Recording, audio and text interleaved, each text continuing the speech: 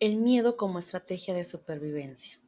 Acompáñanos en este video para que descubras el por qué el miedo es una emoción importante para la supervivencia del ser humano.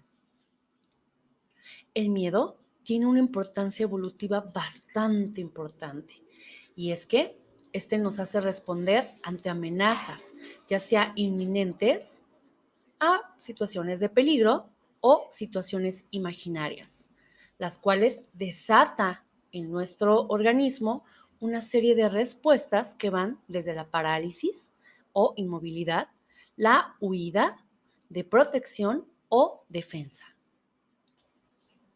Sin el miedo, prácticamente estuviéramos expuestos ante cualquier amenaza o situación de riesgo.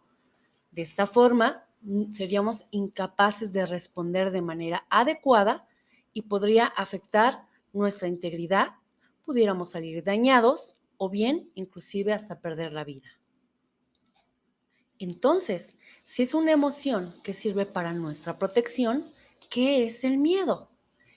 En sí, es una respuesta fisiológica instantánea de defensa mediada por el sistema nervioso ante un estímulo amenazante real o imaginario, el cual está asociado a procesos de memoria y aprendizaje. Por lo tanto, el cerebro es el encargado de generar esta emoción que se pudiera conocer como negativa, pero que es bastante benéfica para nuestra protección. La región en el cerebro encargada de recibir esta información es la amígdala. Aquí es el principal núcleo de control de las emociones y sentimientos, en el cual controla a sí mismo las respuestas tanto de satisfacción o de miedo. Su principal función es integrar las emociones con los patrones de respuesta correspondientes a estas, provocando una respuesta a nivel fisiológico o a la preparación de una respuesta conductual. Una vez que la información amenazante o de riesgo llega a la amígdala, se activa el sistema primario del miedo, el cual está compuesto por tres principales componentes. Un componente químico, en donde se liberan neurotransmisores y hormonas. Un componente físico, en donde existen alteraciones autonómicas y un componente cognitivo donde se llevan a cabo los procesos de aprendizaje y memoria. Este último componente es muy importante para que constantemente las señales que refuerzan el sistema primario del miedo se estén actualizando y se estén almacenando. Estas se dividen en antecedentes o experiencias previas, es decir, alguna situación o amenaza de riesgo a las cuales estuvimos expuestos. Esta información es almacenada en el sistema límbico para poder posteriormente responder ante un estímulo.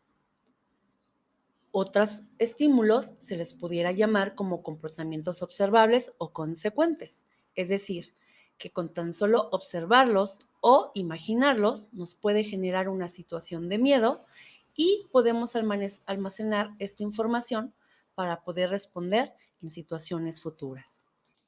De estas últimas, podemos decir que se pueden generar en distintas fases, comenzando con la imaginación de la situación. Es decir, no la tenemos presente, pero sí podemos anticiparnos ante posibles eventos.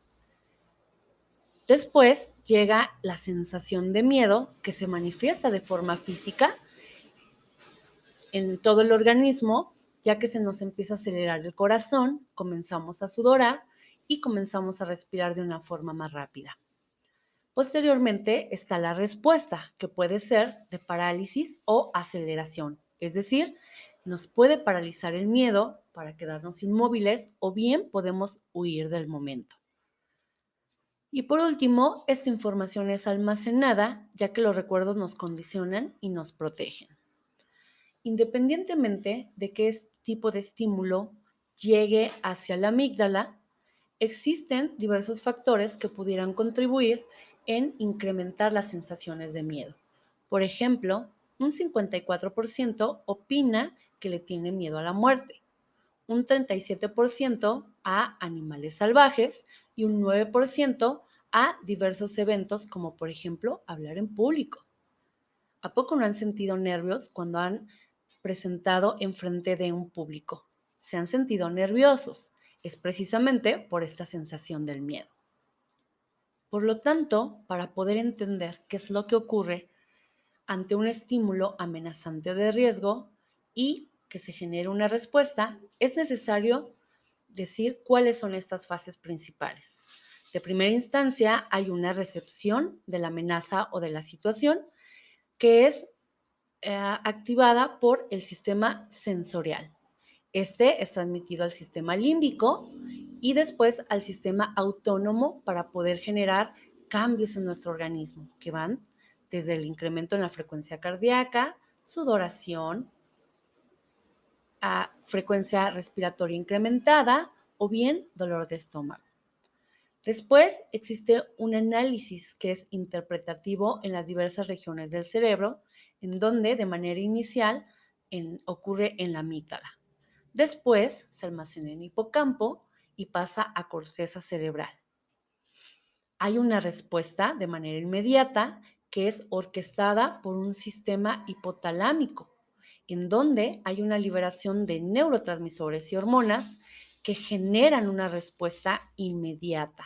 Es decir, reaccionamos casi de manera instantánea para podernos alejar de la situación amenazante y ponernos a salvo.